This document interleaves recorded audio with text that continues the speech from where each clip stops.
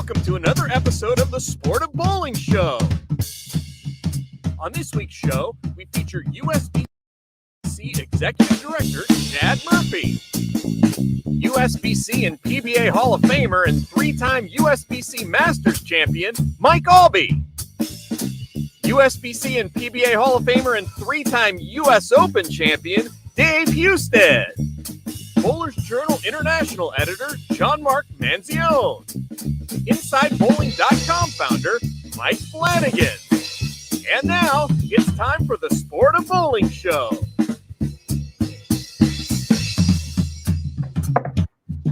Hey there, happy Friday. Welcome to the Sport of Bowling Show. I'm Chad Murphy, Executive Director with USBC. Thanks for being here. Awesome week. We've got a great show for you. Memorial Day weekend show, if you will. Obviously, a lot of things going on in the world and a lot to be thankful for. Looking forward to having Dave Husted and Mike Aulby on the show today. Hall of Fame players, life experiences, bowling center owner-operators in this small business world that is COVID-19. I wanted to start out the show this week with something that I think is pretty cool, but tournament bowling returned last weekend to the Great Salt Lake USBC area. And we've got a few pictures that JT will pop up on the screen. I know that's something that the bowling world has certainly been looking forward to. I know we have. It's a little bit different world. As you can see, some masks and some plexiglass, some social distancing in a couple of the pictures, but I think the one key thing that everybody can get behind is we had some bowling last weekend, and there's a shot right there that it can be done.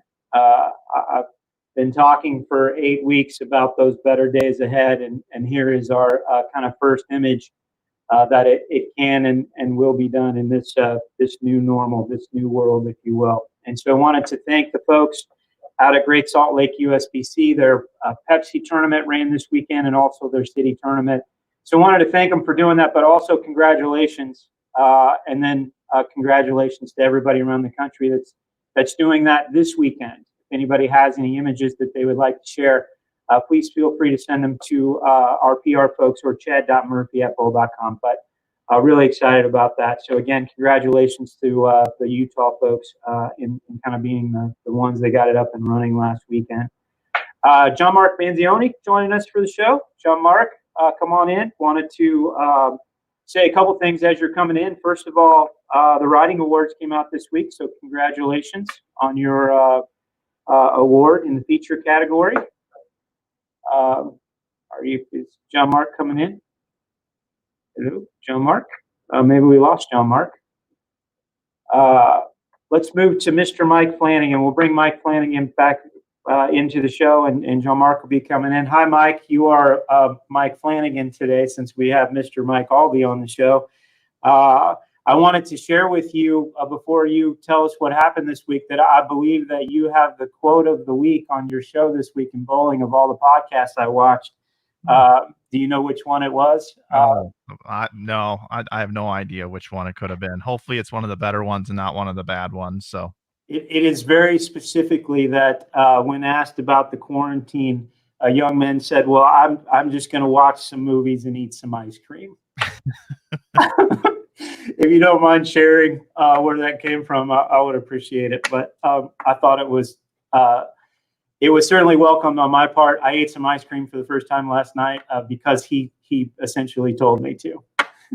Yeah, so we had a big week over on our program, and yesterday was probably the most relaxed show that we've ever had, was with Bill O'Neill. And when Bill and I were texting in the morning about what we were going to do on the show, he said he'd been on so many different shows just recently that, I said, well, let's just make it real easy and we'll just have a no planning whatsoever and just see where it goes. I said, but hey, by the way, I know Gavin knows basketball so well, and I'm wearing my Jazz shirt today. I said, how about we have your son Gavin on the show and we'll talk some NBA for a while? And he goes, oh man, I would love to do that with him. So we had Gavin on the program, Bill's son, and we talked about the NBA, and then we talked about the PBA league and how he got to make a cameo and be in the front row, and that was awesome. But Bill asked him the question, about quarantine and how he's dealing with it or whatever, and he had mentioned that ice cream and movies. So I'm glad you got a tickle out of that. It was fun having Gavin on the program. Yeah, having my boys be a little bit older now, I enjoyed listening to Gavin. One of my favorite quotes is "through the eyes of a child." And so I got to live a little bit of that with Gavin yesterday. Well, I think he's 7. But if you're interested, go to the Inside Bowling page. It was a great show. I also enjoyed Diana and Verity and Daria's show. I know you got yourself in a little hot water there, but at the same time, I thought it was a wonderful show. I enjoyed it immensely. Yeah, thanks a lot. Yeah, we're working hard over there, and we've got some more episodes coming up next week. So check it out. Before we bring Mike and Dave in, and we'll just do this one with you and Mike, we're wishing John Mark luck in coming back on. North Texas USBC put a survey out in the field. It's something that USBC National will be doing this week. We've been kind of waiting for bowling centers to open back up, but they put a survey into their members. I think 830 people responded to the survey, and it's kind of the first look at how bowlers are feeling about coming back. So JT, if you'll pop up the first question, which I believe is just simply, when leagues return, restrictions, one, prepare, will you still bowl league? And 80% said yes, 19% said no. So this is kind of your social distancing question. JT, if you don't mind, if you'll pop up the question about whether they're coming back at all.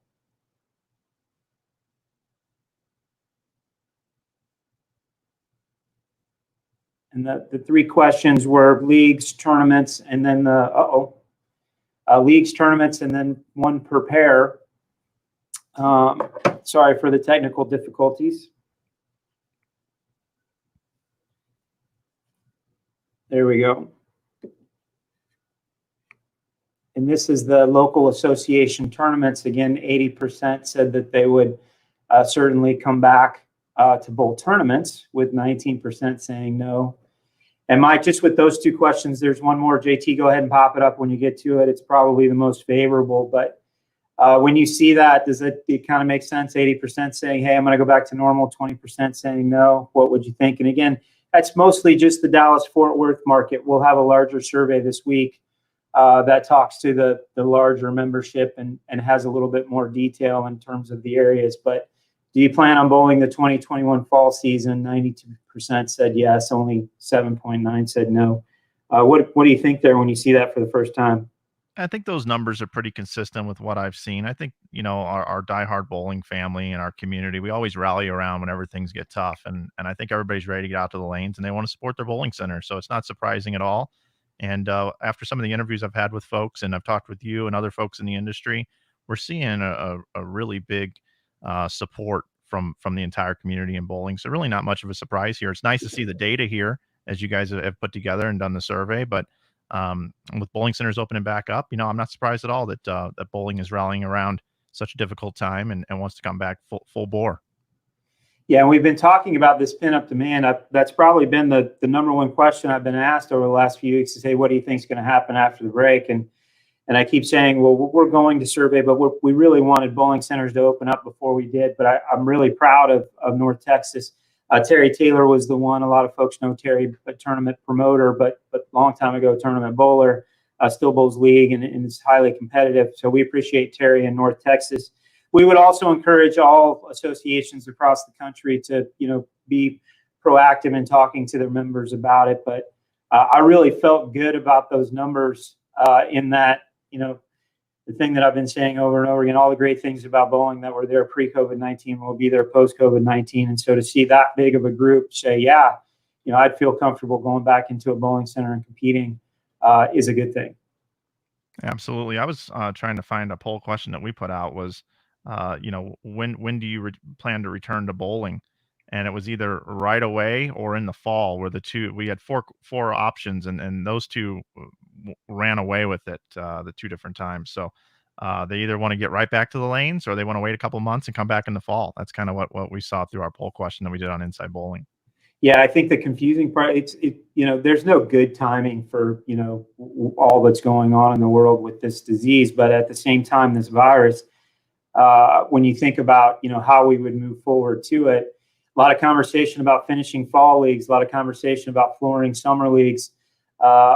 we, have full confidence in the local and the proprietors to do what's best and what their members want, as part of that, with these centers starting to open back up. And so we're trying to take the research perspective to the fall and see what that would look like. But very encouraging numbers right out of the gate from the kind of the first survey. For all of any members that might be watching, or associations around the country, you will see a survey go out post Memorial Day, midweek next week from us. That will cover a little bit more detail, but also get some demographics that we will be sharing publicly for sure, but also back with states. I did a call with the Indiana bowling proprietors this week. And so we want to, arm them with as much member data as we can. So the more people that see that email come into their inbox, please take the time to fill it out. We would appreciate it. Mike, anything you want to talk about before we bring the stars in? Not really. I think I'll yield to those folks. I think Jean-Marc may be back, though. There he is. Hey, buddy. Sorry about that. Well, I'm sorry, too. My laptop has a habit occasionally of deciding that it's just going to reboot itself for no apparent reason. And, of course, the timing with which it did that was at the very start of this show. So thank you to my laptop. I really appreciate that. I wanted to start the show by saying congratulations. The writing awards are out this week. So good for you. I know Bowler's Journal did very well. Tell the folks a little bit about the article that you won the best feature for. Sure. And the big thing with Aulby Publishing, with the IBMA writing competition, is it's a collective effort. We were really thrilled to, for the first time in Aulby Publishing's history, run the table with winning each of the three award designations within the 4 categories. So 12 awards altogether. Bob Johnson, my right-hand man at BJI and editor of BCM, won 2 awards, first place prizes. Keith Hamilton had several honors. Dennis Bergendorf with Pro Shop Operator, our tiny little Pro Shop Operator Focus magazine, won for a terrific piece on unlearning bad habits that we spoke with a number of coaches, including, I believe, Stephen Padilla over at the campus there. And Lyle Zykes won for a terrific piece on lane conditioning. My category was in features. The story there was on Matt Ogle, who had a really emotional doubles victory with Sean Rash early last season. And Matt tells a great story, being a family guy, having a successful lawn business back home, and always wanted to go out there and take a shot at PB Tour action. A kid who grew up with dreams in his eyes, dying to go out on the lanes and test his mettle against the guys he grew up idolizing on TV.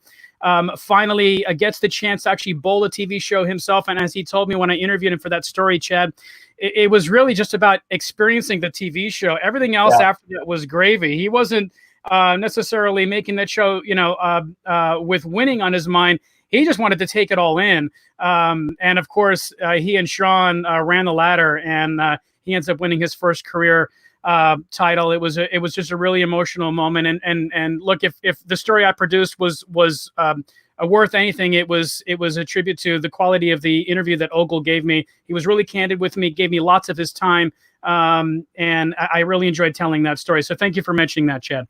Yeah, and Matt's a wonderful human being. So I enjoyed reading the article when it came out. Thank you. I think those writing awards are so important, IBMA and what they do. I'm a big reader. I always talk about it when I'm on the road. I'm a USA Today guy every morning. Still read the newspaper. I know that makes me, I don't know, maybe a traditionalist. I'm not sure, but I believe words matter, whether you're getting them through digital, a phone, magazine, whatever that is. So again, thank everybody. Congratulations to everybody at Bowler's Journal on those awards. All right. Well, let's bring the 2 superstars in. I am going to did no research on their resumes because I've been humbled by these guys for a long time. I love both of them dearly. But the first guy we're going to bring in is Dave Husted. I think everybody knows their resume. Dave's going to come into a favorite shot of mine that I pulled a picture from. Obviously, the U.S. Open success and everything they have, you can see the intensity in his face. He looks a little bit different today. I don't know if that's younger. I'm not sure what it is, but growing up watching Dave bowl was a lot of fun for little Chad Murphy. And then I worked a little bit with Dave. Dave, welcome to the show. Thanks for being here. Appreciate you taking the time. Chad, it's always a pleasure. Good to see you again, my friend. We go back a long way. Yes, sir, for sure. Tell us a little bit, just starting out, what this has been like for you. I see the bowling center in the background, which I love. Your family, I know, means a lot to you. Just kind of give us an update on this new world that we're living in and how it's impacted you in the short term. Well, to be honest with you, we're still trying to navigate this whole thing. It seems like the restrictions and procedures and policies are changing all the time. Our county, Clackamas County out here in Oregon, they just applied to reopen a couple days ago. So currently we're not in the first phase to reopen. We fall in the phase 2 category. So hopefully by the end of June, first part of July, we'll be up and running. But there's a lot of stuff to do. We got to really be vigilant in trying to get our ducks in a row and our procedures for our staff and for our guests to come back to a clean and sanitized place and do the best we can to keep everybody happy. Yeah, that's good to hear. Want to bring Mike Aulby into the show. Mr. Mike Aulby, I guess is how we decide with the 2 mics today. Again, I always think of Mike as the super slam, but I also have a picture of Mike that I wanted to share. This is something that Mike does regularly, I think, in the mornings. This is one of my favorite shots of Mike Aulby. It's him, every bit of a foot or a ways off the ground. But I make the joke all the time. This is how I like to remember Mike as a bowler, as a competitor. Even though at the same time, obviously, a wonderful human being like Dave is. But Mike, welcome to the show. Thanks for being here. Same question for you, kind of starting out. What's this been like for you the last, 8 to 10 weeks with everything that's going on? Yeah, it's been a real challenge. I mean, I think my whole thought process from maybe March 15th when we first closed, to a month in, to 2 months in, I mean, it changes every day. I mean, we continue to replan, and the more information you get, you kind of readjust your schedule and your plan. And like Dave said, we just want to make sure that our buildings are safe and everybody has a good time, and we just get it all back on track, not just bowling, but the entire country. So it's a challenge. I think we're in a script now that none of us have been in before, so we're all rewriting it, and it's important, especially shows like this, which is awesome to have. And throughout the industry, we have several shows now that we can pick up more information and see what everybody else is doing, and it's a great help. Yeah, I appreciate that perspective too. Our show today is going to cover a little bit of everything. Just as a kind of opening question for you both, and then I'll turn it over. Easy for a guy like me to spend a lot of time talking about your bowling, and then easy for a guy like me to spend a lot of time talking about you as business leaders and family and all the friendships and the things that you've gathered. I was on a show a few weeks ago and we were talking about John Burkett, a Major League Baseball pitcher, and it's interesting and listening to him talk, because when he comes on, he wants to talk about bowling, but most everybody wants to talk about baseball. And so, just a quick question for you guys. I mean, do you love talking about your bowling accolades? What do you really enjoy out of these types of interviews and the questions you would get? Is there one side of it or the other that you prefer it at times? Mike, you can go first, and then Dave. Okay. I think that, the older you get, I mean, it's something that, I don't bowl hardly anymore. I bowl the USBC Open Championships, but and it's great to get an opportunity to talk about what you did and just see all the people you haven't seen in a long time, like with Dave. I mean, Dave and I started at the same time back in 1979. So, I mean, we weren't guys that hung out a lot together, but we always got along really well, and it's always enjoyable to see him. And he's been such a class guy all the way through. And so I was really looking forward. Thank you for bringing us both together here, because it's just a lot of fun for me and really enjoyable, and I appreciate that. Yeah, I agree, Mike. I have all the utmost respect for you, always have, and I do not like to talk about my bowling life from the standpoint of I was not out there to win accolades, or I was out there to win tournaments and make money for my family. I know that's kind of might be cold to some people, but it was just a job to me. The other stuff was just a bonus. Meeting people like Mike Aulby, Mark Roth, Marshall Holman, that made it all worthwhile. But I'm more interested in what other people are doing, what other people's maybe bowling life's about, if I can help them in any way. But I prefer to keep the spotlight, if you want to call it that, off of me and try to put it onto somebody else that I'm talking with. I get a little almost embarrassed talking about sometimes about our stuff. I really do. Yeah, when I was prepping for I appreciate that perspective from both of you, and I mentioned to Mike in the pregame. You guys are greats, icons for our sport, but in getting you to talk about bowling sometimes, because you mostly end up talking about other people, and I think that's what makes you unique. But it also is what makes you great. And so again, thanks for that. I'm going to turn it over to Mike and John Mark. They'll pepper you with for a while. Brace yourselves. Yeah, this is one of those shows that could just go on for hours, but I'll leave it up to these guys for a little while. I'll be back in a little while. Mike and Dave, you guys bowled each other in the title match of the 1990 Greater Hartford Open. Mike Aulby prevailed in that particular contest. I realize I'm talking.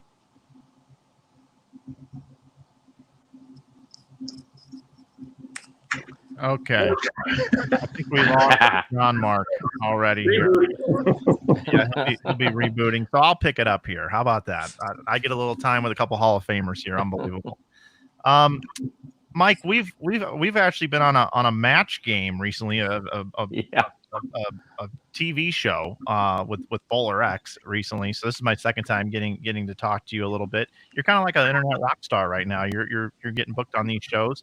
But I want to talk a little bit about how things are going with your bowling center operation and just kind of how you're dealing with what we're all dealing with right now. The question's been asked a lot, but because of your time and the centers that you're involved with there in the Indianapolis area, I think you could offer some good perspective here. I'm just like to figure out kind of how you're handling things right now. Yeah, I mean, we started out with, doing all the precautions and, make sure you clean anything and everything and continue to clean it. You hang the plexiglass in the areas where your customers and staff will be together, along with my partner, Scott Devers, who, Scotty is a former tour champion and just a tremendous operator proprietor. So we work on what our staff's going to be doing. We've got hopefully we come back June the 15th under Indiana's state guidelines. We have a staff meeting coming up here, about 10 days before we open. We'll be going through all the requirements for the staff, whether it's gloves and masks, things like that. And then around the center, we've taken chairs and tables out, and so you can social distance a little easier, and you have as much signage as possible. Information is going to be the key to all of it, how it's going to play and how people are going to do it, and that changes daily. Yeah, just such a weird time right now, and I'm sure this is something you've never thought you were ever going to have to face ever in your entire life. No, not a chance. Yeah, no. Are you seeing the folks in Indianapolis rally around bowling, or what's the word on the street? Yeah, I think everybody's hungry to get out and do it now. Indianapolis is actually they're kind of holding a little tighter vest, so they're actually pushing things farther down the road than actually the rest of the state. So and they were the largest, with cases and deaths and that. So. Their precautions are even more so. So with Royal Penn there with their big centers, I mean, they can really spread it out. And I think that unfortunately a lot of the politicians and the people involved in making these rules, they kind of take that old connotation of what bowling's like. And as we all know, we're anything but that anymore. And the BPAA has put together a tremendous plan and rules and regulations and ideas for your center. And the USBC has helped us with rules to help our league players and bowlers to be able to come back in different avenues and ways to make bowling still be competitive. So what I've seen, this industry has stepped up and done the right things. We'll be ready whenever we'll be able to open for sure. Dave, I'd like to ask you the same question. How are things in the Northwest? We got Mike's perspective there. How are things in your area? Pretty much the same way. And before I get started on that, I got to really give a shout out to our league bowlers. Our business is still league based, and our league bowlers, through donations and bringing things in, and we're still here at the bowling center a lot. They're supporting us. They've given their last 2 weeks of prize or lineage and prize fund and all sorts of stuff. It really is. It's really unbelievable. But we got to give a shout out to our league bowlers who help our business tremendously. But basically, it's been the same way. Our people are ready to go. I think we're going to be at least probably a month away, hopefully sooner than that. But it's changing all the time. So it's kind of hard to get the pulse of things. But through the BPAA, USBC, our local associations, everybody's been very, very helpful. The other proprietors in the area have been very, very helpful with what they're doing and ideas. So, but the word on the street is people want to get back bowling and they want to come back now. So the big thing is it's too bad it happened. Obviously, there's something that we don't ever want to go through again. But you know what? There's been some good out of this. These podcasts, these other things like Mike mentioned, there's been 3 or 4 of them that have been popped up there. You get a lot of good information. You get to see some people that you haven't seen in a while, hear some of their stories, but and some good information out there. But we're the same way. We're just cleaning, getting our sneeze guards, doing all the stuff, the plexiglass, and just going to be ready when the bell whistles. All right, I'll take another crack at it. What, if any, memories you guys have of bowling each other in that title match 30 years ago? It was the 1990 Greater Hartford Open. And secondly, a twofold question now, since I got booted by my laptop there the first time around. I was really happy to hear Mike in particular speak about the frustrations associated with being a business person whose long time now experience running a small business perhaps has not been valued enough by elected officials and unelected bureaucrats who may not really have a great idea of what it takes to run a small business. I'm hearing this again and again from proprietors throughout the United States. I've spoken with proprietors in all 4 corners of the country at this point. To a man, they've told me that it has been rather frustrating for them from that perspective. So firstly, that 1990 Greater Hartford Open, and secondly, this frustration that small business owners and certainly bowling proprietors are experiencing. Who gets it first? Go ahead, Mike. All right.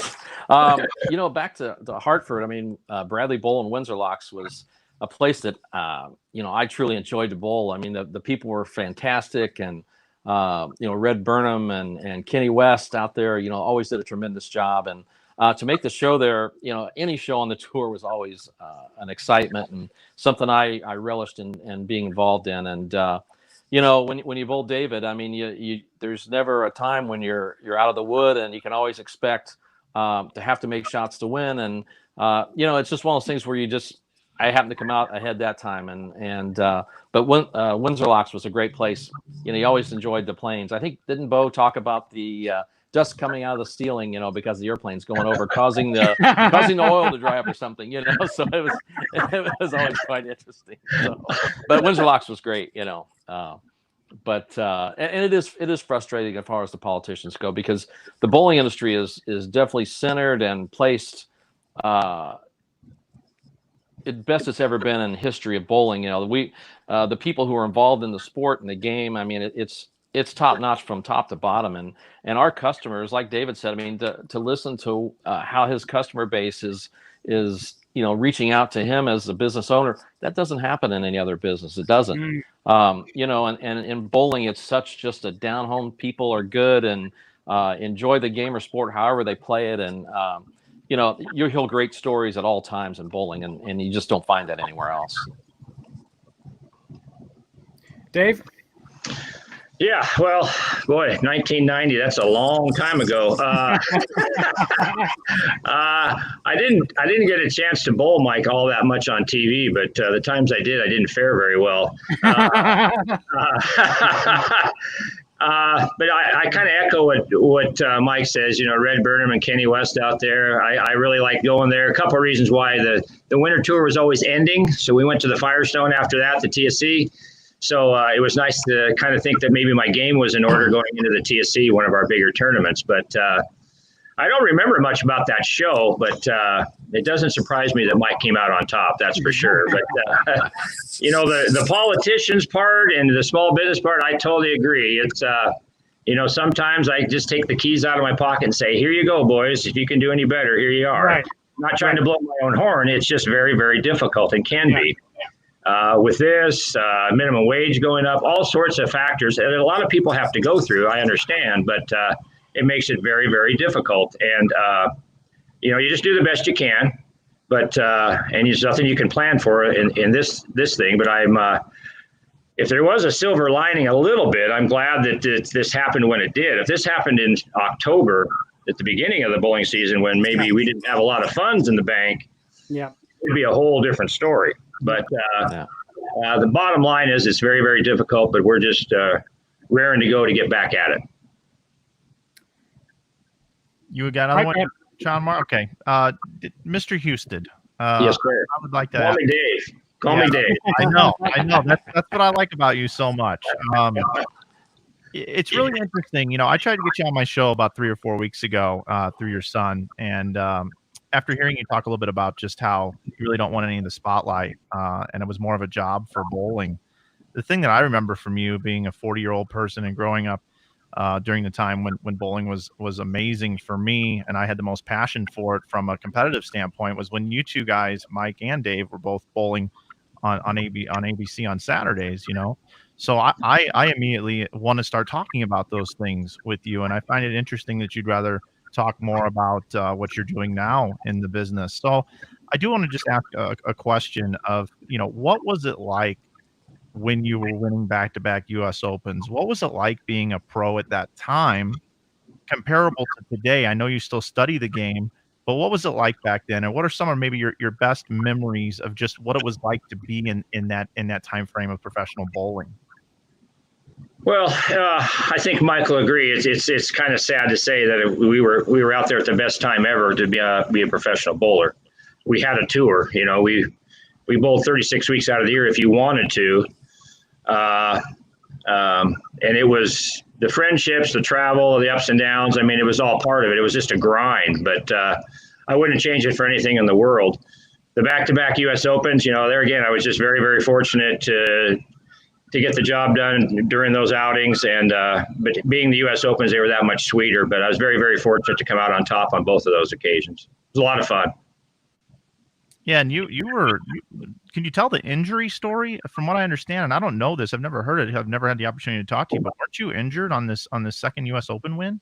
It was a back spasm. So I just got tight in the back a little bit.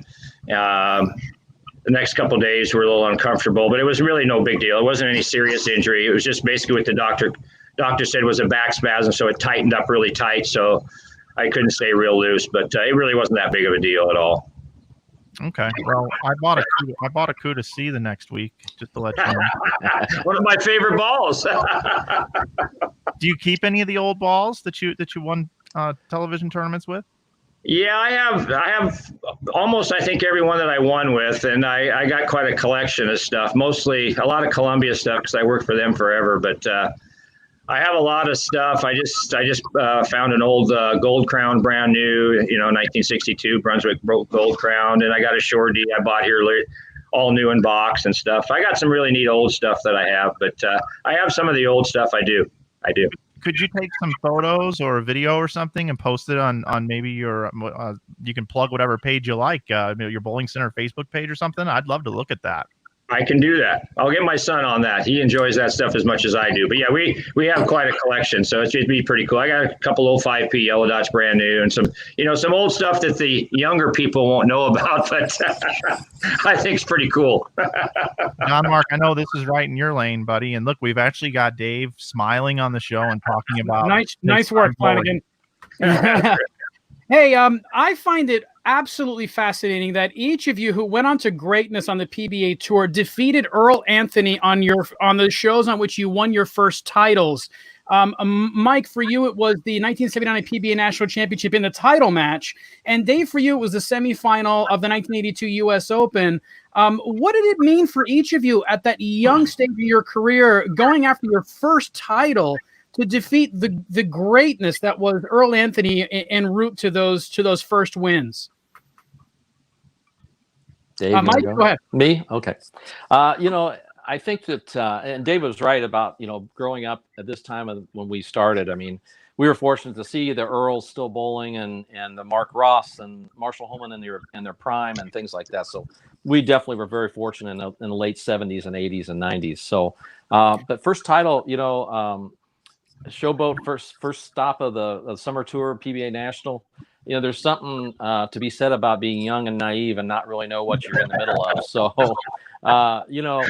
for me, at 19 and just to be bowling, I mean, I had to win my first match to actually get on TV, even though we cut to the top 5 because it was the CBS Sports Spectacular. So they went back and forth between games. So my first match I bowled against Gary Mage, and so I was able to beat Gary, and then I got to bowl George Pappas and then bowl Earl on TV. But it was 20 minutes between each show, and I just remember Earl coming over and saying, "Hey, nice bowling so far, kid." And I'm just basically dazed and not sure what's going on. So, I mean, the first frame against Earl, I mean, I flagged a head pin by about 1.5 miles. So, and I sat down and thought, well, second's not too bad. Then I thought, well, wait a minute, I got a chance here. Let's see what happens. And for me, winning the title, it was all about getting out of the Rabbit squad back then. And to know that I was out of the Rabbits, that was the biggest thing that they could have told me I was going to have. Dave? Well, kind of the same way. The U.S. Open at Big Texan Lanes in Houston in 1982, it was, I'll never forget it. My mom and dad and my brother were there. And during practice, I went back to my dad and said, man, I said, this is like bowling on home on lane 7 and 8. I mean, I got it here. I mean, I got the whole world out there. And it showed, I had something and nobody else did, a bowler's dream. And when I got to Earl, it was a little different. The knees were a little shaky. The heart was pounding more. And once I got past Earl, the next game, I started out with a few in a row and ended up beating Gilly Sliker. But bowling Earl was it was unbelievable. Just to watch him, just to watch him practice, just everything about him. And I went on a golf trip with Earl at Myrtle Beach here many, many years ago. And we were playing for a little bit of money. There was a group of us, about 15, 20 guys. And he pulled me aside and said, Husted, he said, I can trust you. You make sure nobody out there cheats, because I want to put everybody out here. And that's just the way it was. It didn't matter if it was bowling, golf, tiddlywinks, ping pong. He wanted to rip your lips off and beat you. And he pretty much did. He was a great athlete. But bowling Earl was it was a treat. It was a treat. So Mike Aulby is an icon of the sport, and Dave Husted is just this guy that bowled on tour and did okay, right? So just put you guys at ease, phrase the question properly. What do you think from the Pro Bowlers Tour and the success that you had helped you get prepared to be successful in running bowling center operations? We'll start with you, Mike. Well, I mean, I think the work ethic is a big part of it. The desire to do well, do the extra, dot the I's and cross the T's like you need to be successful in anything. And then just to know the game and love it is, if you get into something you're not enjoying, you're not going to do very well at it. And obviously bowling for me and Dave, I'm sure is something that you wouldn't be in it day in and day out unless you really, really loved it. And Dave, what about for you? Yeah, I mean, it's basically the same thing. I look forward to going to work every day. I don't know if everybody can say that. I like the people. I like everything about it. In our case, it was been a family business, so that's awesome. But I look forward to everything about the game, the people. And Mike's exactly right. There's some times where, I'm running the back end, I'm chasing pins at night, somebody calls in sick or whatever, or I'm doing janitorial work, I'm doing the lanes. It doesn't matter. That's just what you do. I'm a worker.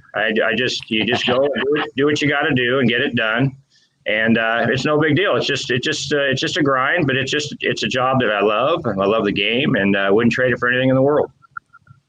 It's funny how no matter if you own the bowling center or you're somebody that just works as a porter on the floor or a customer service representative, you're always got to spray shoes. There's not one position in a bowling center that you can't get away from spraying the shoes. Yes, you do. Yeah, it's all hands on deck. All the time. I think we're going to bring Chad back in now, I believe. Yeah. Hey, that was great, guys. I just, really enjoyed listening to you talk about some of that. One of the things that I wanted to, get to was the time in which you were on tour was pretty amazing. When you think about so many of the greats that were bowling at the time. So even the perspective with Earl, I think is great. I want to move the conversation a little bit to some of the folks that helped you get there and in coaching. Coaching is a big piece of our, culture here at USBC and in the marketplace. And I know JT is going to pop up a picture of a young man right there. That was pretty important to me. Mm-hmm. And I'm sorry, that's the Columbia poster, Dave, that you were a part of. Yep. JT, I'm looking for the picture with the cigar, if you don't mind. But I think this, young man would be proud of this show today, having the two of you on it. I know he talked favorably about you. I know he was a mentor of mine. My first experience with John as a coach, he said specifically to me, "Hey, Chad, I that's great, but you realize you're not going to be able to beat anybody with that arm swing." And we were pretty much off and rolling from there into a relationship that spawned a whole bunch of years, and he was important to me. But if you don't mind, Dave, then Mike, just talk about coaching, even maybe some of your students or who helped you along the way. I'll go first. John Jowdy, of course, who you're speaking of. I signed with Columbia in 1982, and John was a sales rep for him. And shortly thereafter, we started working together a little bit. He had a great eye, and he was quite a character, Mr. Jowdy. He the old buck. He was quite a guy, and he always had some little saying or something to lift your spirits if you're grinding and not doing well. But he meant a lot to my success. He knew my game inside and out, like a lot of people's. But he could get me going when I was struggling a little bit. But we'd go off and go to another bowling center and work on our game a little bit. And at times I traveled with him a few times from stop to stop, and that was exciting. But he was quite a guy. I owe a lot of my success to John and Columbia both, for that matter. But he was really, besides my dad, he's really been about the only coach I've ever had. So especially when I was bowling on tour, a lot of it's just self-diagnosis and you kind of work things out yourself. But John was he was all about the physical game. Wasn't so much about the equipment. He was all about getting from the approach to the foul line the correct way for your game. And he had a couple keys that really worked for me, really, really good.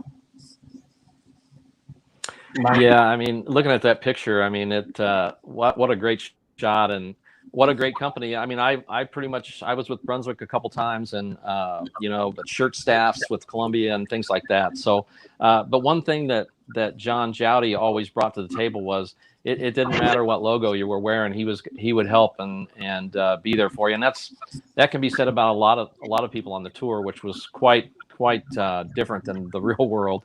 But John was a guy that he was truthful. He didn't you knew where you stood and what he was trying to get you to do.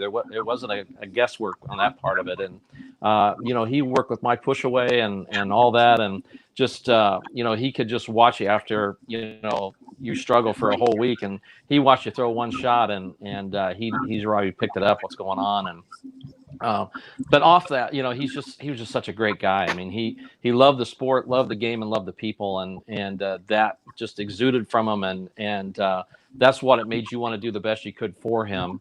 So John was a great friend and is dearly missed, and in many respects, whether it's the coaching or just the publicity of the tour. But also in that picture was Dave Smart, who I owe a lot to as well, setting up the equipment for me when I used the Columbia balls, and he even would help me when I wasn't throwing a Columbia ball. And so Columbia was a great company all the way from the start when I first started.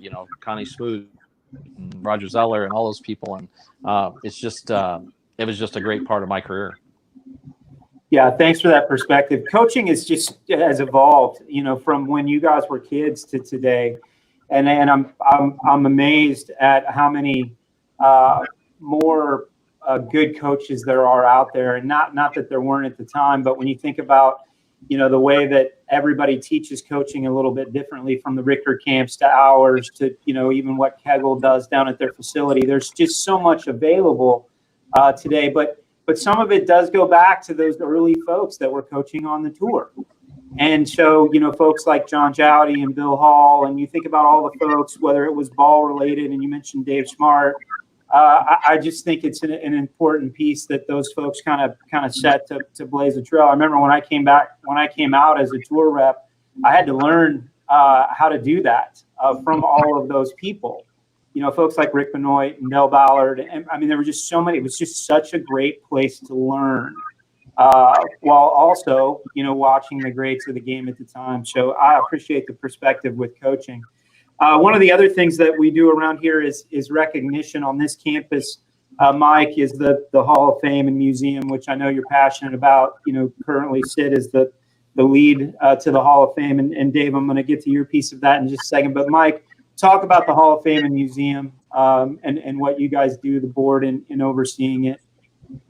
Yeah, and for me, it was a great opportunity to get involved in something. I don't bowl a lot anymore, so it was exciting for me to not only be on the board of directors, but then replace Bob Gudorf and be the president. And we have such a great staff with our curator Carrie Smith, and she's fabulous and loves the sport. And I have to say my heart skipped a little bit upwards when David mentioned the gold crown jewel on the 5P yellow dots and those things, because those are big pieces of anybody's collection, and just You're in trouble now, Dave. Yeah. So it's just exciting to collect, and I've always been a big collector anyway, but to actually see the behind the scenes and what we have, and we've become more aggressive. We're a lot of people probably don't realize, but for many years, the Museum and Hall of Fame, basically all of the board of directors tried to do was make enough money to pay the bills, and that was until Chad, you and Frank from USBC and BPA's backing. Now we work hard on being able to change out our displays and collect, and so we're back to being aggressive and protecting and saving our historical artifacts of our industry and our sport. So we've become much more aggressive the last few years in that. So I'm truly honored and humbled to be part of the Museum and Hall of Fame, and just enjoy the staff I work with, and the board of directors, which the board of directors is the who in the industry, and we have great people, and they have the same passion. Yeah, thanks for that. And anybody that's in the Dallas-Fort Worth market, for any reason, I would encourage you to stop by the hall. I remember, going to St. Louis Cardinal games and going to the hall when it was in St. Louis every summer. And I'm, it's obviously an honor and privilege to work, inside this building and be able to walk it. There are some bad days around here. Very few and far between mostly, but it's easy to walk into the hall and then remember, why we're doing what we do. And I think it's one of those things that if more people are in this area, please stop by. As part of that recognition piece is our Hall of Fames, USBC, you think about local Hall of Fames and state Hall of Fames, and then of course, national Hall of Fames, the PBA and PWBA. And I've been lucky to be able to attend a lot of Hall of Fame ceremonies and speeches. And Dave, I've been quoted several times as saying that your USBC Hall of Fame might have been the best I've ever attended in person, mostly because of the storytelling that you did about your family. And so, JT, if you wouldn't mind rolling the video, and then Dave, I've got a direct question for you about that.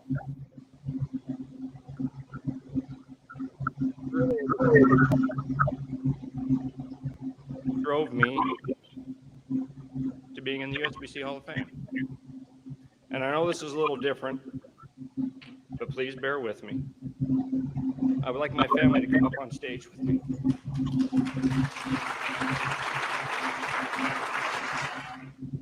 First of all, I'd like to introduce my daughter, Chelsea, wearing this little black number tonight.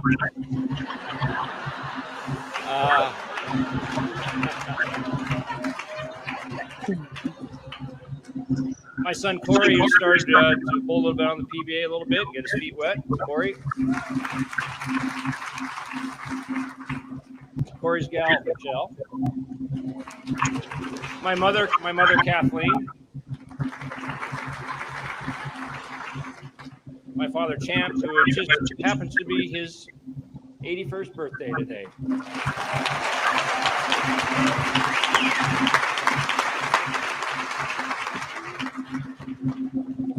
And of course, my wife, Michelle.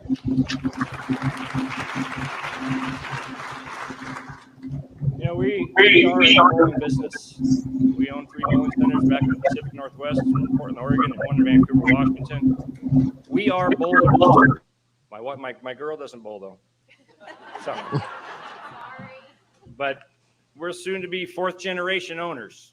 My son will take over the helm before long, and we couldn't be more proud of that. So bowling has meant everything to us, not only the competition side, but also the business side. I've been very fortunate to be able to throw a bowling ball for about 25 years and make a living at it.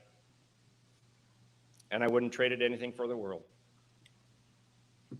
Once again, I'd like to thank the USBC for this evening.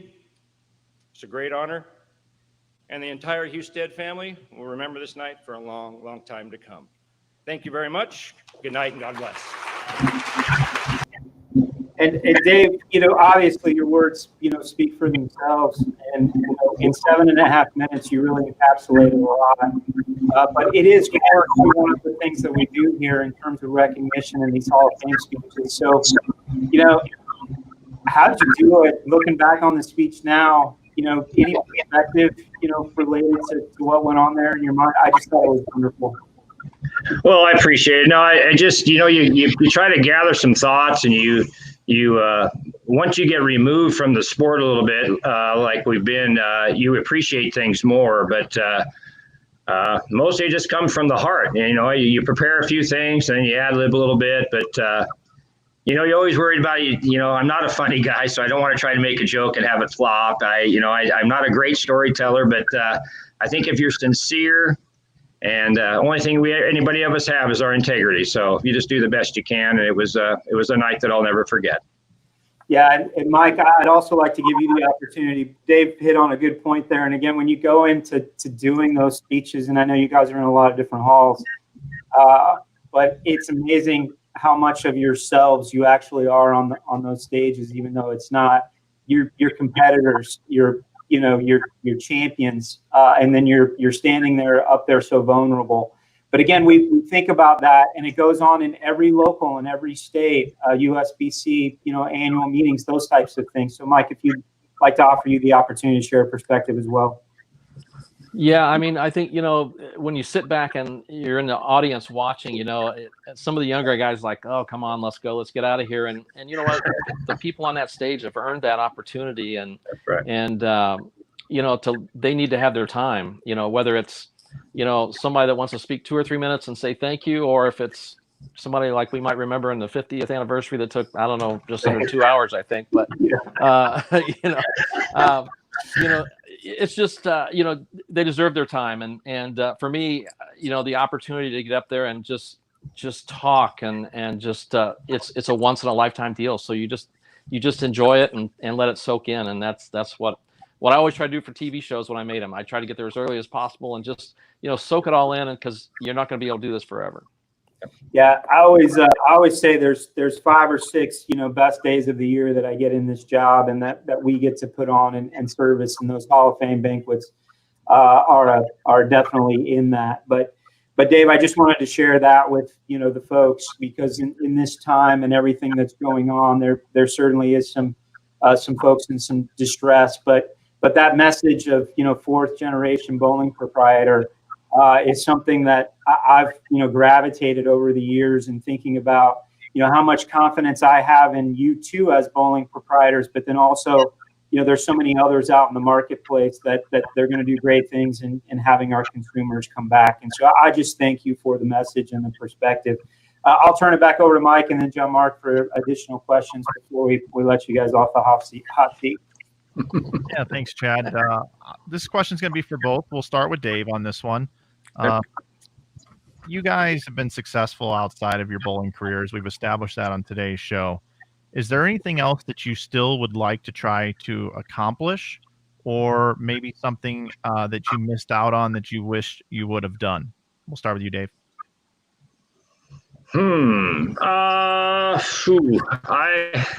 Boy, this keeps me as busy as I need to be.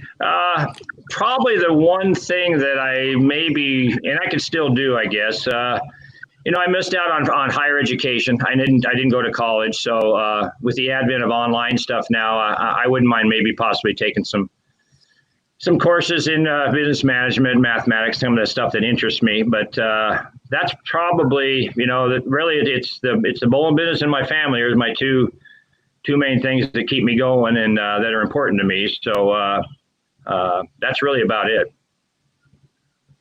Yeah, I mean, I think for me, it's when I went out there on tour, I just tried I wanted to stay out as long as I could. That was my goal. And, I made it about 25 years. And once I sat in a hotel room in LA and I missed the cut, I'm thinking, what am I doing out here? My kids were going through sports and other things in school. And it's like, it just didn't make sense to want to go through the rigors of trying to keep up with the kids at that point, in your early 40s and the time. And I just don't have the drive and desire to do that. And, for me, I just feel very fortunate and the part with the museum and that allows me to get back out into the industry a little bit and see people and talk bowling and I just enjoy the people so much in the bowling and like I said, it's a great opportunity to be on with Dave today, just to see him and listen to him again. And, it's just, it's a rarity as Dave said, the older you get, you appreciate things a lot more. And that's kind of where I'm at.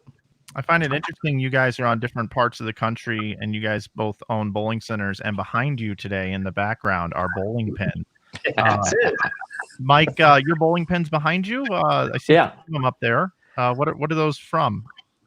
It's a little bit of a menagerie of everything back there from, I tried to find somewhere in the house that wasn't, we collect so many things, and my son has an online business selling clothing. So I tried to find a spot that didn't have everything else in it. So, this is a spot. The bowling pins, one's from the 300 game in Wichita, it came from the rack. I got all the pins from the rack. Frank DeSocio and John Crum were, wonderful enough to give me those. And I actually gave a lot of those to people who helped me through my career. And then I would always take certain pins from the rack if I did well. And I had a gentleman who used to be at the USBC tournaments setting up, and actually back then ABC would paint, and Jack Glennie would paint things. And so he painted pins for me with whatever they were. And other mementos from Japan and Germany and places I've been. And, and then of course this is the month of May here in Indiana, and today would have been carb day out at the track. So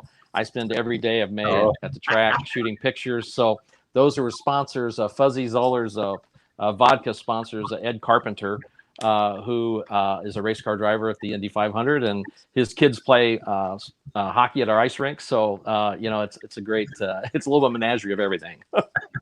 That's awesome. Dave, the pins that are above you, are those anything in particular behind the pair? No, just a little decoration, basically. That's about it. Very cool. John Mark?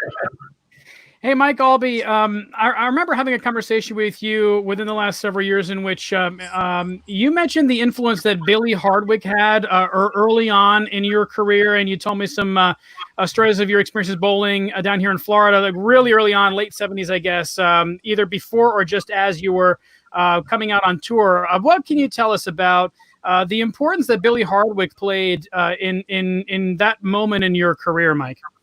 Well, it's quite interesting. The All-American Youth Championships in 1978, I bowled in Greenwich, Connecticut, Another former touring player from the early 80s, Jimmy Poulos from Northern California, ended up, I led it, and he beat me 210 to 200.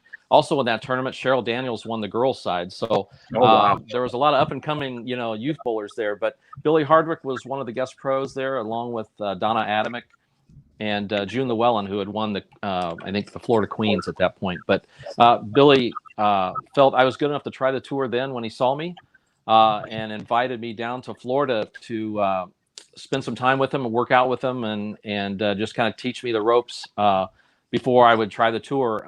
And so in the fall of '78, which would have been around November, my parents drove me down to Florida and they dropped me off at Billy's house, and I stayed with Billy for a couple of weeks and got to meet, actually, Del Warren was also in that tournament at the All-American Youth Championships. He finished third, and he was already working in Billy's pro shop. And Billy took me all around South Florida to bowl matches. And my first match he took me to I think it was Lighthouse Lanes. It was in Florida. And Butch Gerhardt, I think a 7 or 8 time PBA champion, was there. So I bowled 7 games with Butch and against Butch and beat him, 4 out of 7. And then the next night we were down at a Don Carter Tamarack, and I bowled a kid named Billy Block, who had done well and was a PBA regional player, and I beat him 4 straight. And then I went down to Miami and bowled in front of, actually, which was really exciting for me. I was 18, and Don and Paula Carter were back watching at Kendall Lanes, and so every night I bowled, and I'd make this money. And when I was a kid, we did, bowl for a quarter game here and there, but so it was a little step up from that. But so it's quite interesting bowling guys who actually, Dave Olm is one of the guys I bowled with when I was down there, and Dave would come on the tour about the same time, and except for a shoulder injury, kind of short circuited his career. But yeah, it was just fun going all these places and all these Hall of Famers, and just put me in the baptism and fire type of thing, and made it so when I came on tour, it wasn't as I guess scary or eye opening as it was if I hadn't went through all that. Yeah. Dave, you mentioned Vancouver, Washington, and that of course happens to be the longtime hometown of one Ernie Schlegel. And I'd love to know, Dave, what is it like for you to have in your midst, as still to this day, such an active participant in your local bowling community, someone like Ernie, who is such a colorful slice of PBA Tour history? Well, Keep it B-rated, Dave. I know it's not easy. Hey, I think you got a call in lane 1, Dave. I know Ernie's beautiful. He always has been. He's a guy that, what can you say about Ernie? The main thing is that he loves the game, always has. Ernie is Ernie. We all know that, but he's still bowling a little bit. He's closer to 80 than he is 70 now. And he still throws it down there pretty good, but I love Ernie. I talked to him a little bit. I bowl in the league Friday mornings up there in Vancouver, and he subs in it every once in a while, so I get to talk to him a little bit. But I see him around town a little bit, and at some tournament sites and so forth that we run. But Ernie's a great guy. He's always loved the game. He's still involved. He's coaching and doing some pro shop work up there as well. So but he is still Ernie. Absolutely. In the best sense of the word, though. Yeah, right. There's anybody looking, there's your quote of the show. John Mark asked Dave about Ernie Schlegel, and Dave very clearly says, "Ooh, you." Well done. I want to thank you guys for being here. Dave, Mike, do you have any closing thoughts before I share a quick perspective before you go? Dave, you want it, or you?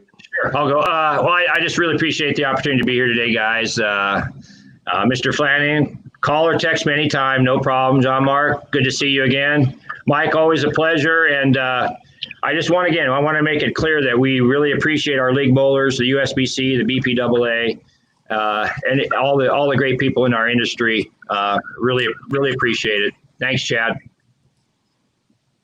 Well, for me, I just thank you so much for allowing me to be on with you guys. And, it's great to see everyone, and you're doing a tremendous job within the industry. And during this difficult time, whether it's the show or it's just rule changes, it's just being bowling people, which is something I'm proud to be a part of. And David, it's good to see you as always, and listen to you talk. And you're a great family, and we go way back to the post office in Amarillo when we had to send in postcards they were talking about putting the draft back in. That's right. And David and I are both at the post office. Here we are, first year on the tour, and are we now going to be going somewhere, with the Army or somewhere to be drafted? Wow.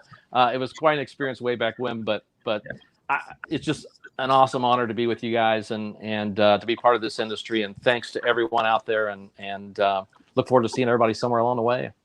Yeah, but before the two of you go, I want to thank you for being here. It's been a lot of fun. Sometimes I think these shows ought to be 3 and 4 hours and the things that would go on, but I hope you'll come back and we'll do it again. But I would just close this portion of the show by saying thank you. It's one of those things, somebody growing up in the industry and who you look for and the aspirational value of our pros, and they're so important to us. But you guys have done it right for a lot of years. But just from a personal perspective, what I've learned from the two of you off the lanes has been enormous. And so I just really appreciate that. It helps me every day in my life, whether it be with my kids or with in this position at USBC. So thanks for being you, and thanks for being here, and stay safe and healthy, and we'll see you soon. Anytime. Thank you. Stay safe, guys. everybody. Appreciate it. Take care. Thank you, guys. Man, those guys, you could just keep going, right? I mean, the stories, and they know everybody, the names that they'll come up with and they start talking about, and it's just so amazing. I hope that they'll all do rounds of shows, quite honestly, for the next 20 years. But Mike, do you have a perspective about today's show? I just think that, bowling royalty, comes to mind, those two guys. And it's interesting to see how they've really transitioned from being rock stars to behind the scenes rock stars, so to speak. People don't realize how many good people we have in this industry that are bright minds that go on to do something to keep taking our sport forward post bowling career, and then some people even take the shoes off a little bit early, like a Mike Fagan, and he's doing the same sort of thing. And I just need to make a better effort to spend more time having conversations offline, online, whatever it is, with people like that. It's a good reminder that we have a lot of good people in our sport, and even with what we're dealing with right now with the pandemic, that we're in good hands and we're going to figure it out. And you've said that before, Chad, so I just want to just say that again. Thanks for that, John Mark. Yeah, and one of the impressive things about both of them, in particular Mike Aulby, is how lasting an influence they have, even on today's generation of PBA Tour players. EJ Tackett has told me, another Indiana bowler who has said that he aspires to be like Mike in our sport, and he means Mike Aulby. He sees what a great person he is. He sees Mike Aulby's humility, and EJ very actively seeks to emulate those characteristics and those qualities in Mike that we love. So it's just so impressive to me that that kind of quiet charisma that Mike Aulby has reverberates across generations the way it does. And with Dave Flanagan, you picked up on it and asked about it.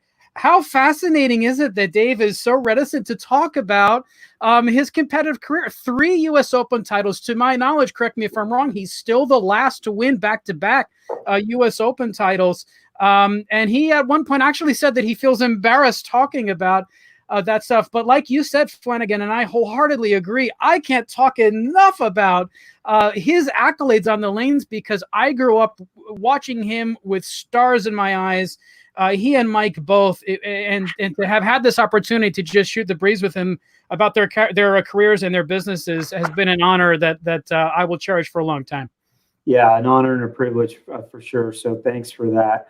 I want to share 2 stories real quick. I was at a PBA players meeting, I think it was in 2000, and they were, haggling over a lot of different things, and, lefty, righty. There was just a lot going on in the room, and I won't at all betray confidence because I was a guest in that room as a tour rep. And about halfway through the meeting, maybe 3/4 of the way through the meeting, Mike Aulby stepped up and addressed the group. And what he said in that room carried so much weight, one in that room, but with the other players, but was so impactful for me. I remember walking out of the room, and I didn't have a, friendship with Mike. I had more of a, oh my gosh, this is Mike Aulby at the time. And walking out of that room, I walked over and I put my arm around him and I said, thank you, because they needed to hear that.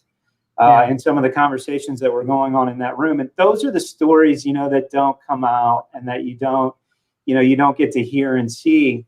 And then just one about Dave. When Dave went into the hall here, I was fortunate enough. John Jowdy was still alive, and I picked John up at the airport, and we had a dinner. His health wasn't great at the time, and it was the last time that he and I got to spend together. But listening to him talk about Dave, you can always, understand more about people when you sit with people that know them best. And listening to John talk about Dave, and then of course, we share. We were both fans of Dave's. We both worked with Dave. We both had conversations with Dave. But they were also great entertainers, and they were great for our sport, which I think is so important too. My 5th tournament as a tour rep was the Tournament Champions in Kansas City, one of Jason Couch's 3 wins. So shout out to Jason on the show today. Dave Husted and Marshall Holman, who were not on tour at the time, both made the top 24 that week. And in one of the night blocks, they both got the front 9 together and are finishing off these games. And I was ball repping for them, but there wasn't much ball repping. These guys, they already know what they're doing. You don't say anything to these guys. You just watch. And so I got to turn as a fan, and they literally made that experience for everybody in the building. Felt like they had a part of those two going back and forth. They were dancing, high-fiving. You think about the way that they were competing, but they were able to turn on the entertainment, turn it off to compete in such a quick space. It was just incredible to watch. But again, just some perspective of something that I enjoyed as having those two be a part of my life and how important it is. I always say when people ask, why do we bring the PWBA back?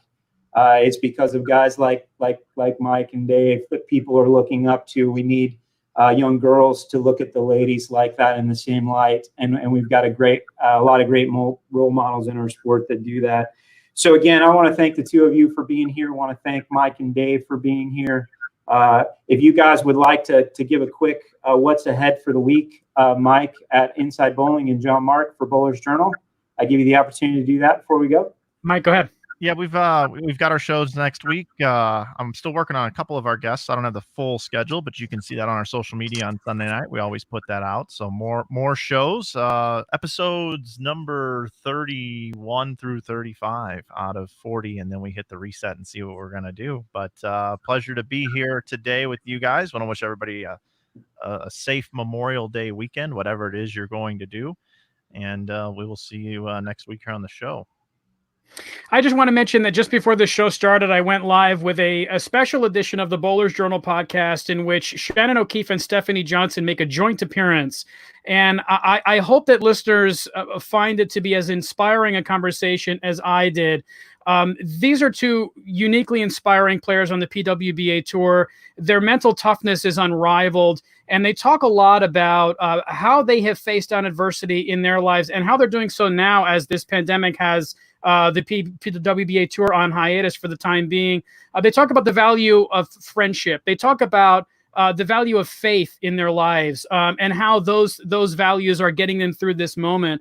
It is a heck of a conversation. Their perspectives, I think, are something from which a lot of listeners will take something lasting away. So I hope that people will check out that episode of the podcast up on SoundCloud, the Bowler's Journal podcast today. Awesome. Check out Bowler's Journal and Inside Bowling this week. A lot of great stuff in the space still going on by a lot of different folks. I'm enjoying it immensely. When I exercise, I'm full on podcast mode. And so I've really enjoyed a lot of different shows that are going on right now. Thank you for being here. Want to thank again Mike Aulby and Dave Husted for being a part of our show. Please tune in next week. It's going to be an interesting show. Don't have it completely formed, but you're not going to want to miss it. Two folks that are going to be interesting to talk to and see what they say from two very different perspectives. There will also be some news out of USBC next week. So I look forward to next week's show. Have a great, safe Memorial Day weekend. And we'll look forward to seeing everybody back here next week. Thanks again, guys. Really appreciate it. Talk to everybody soon. Stay safe and healthy.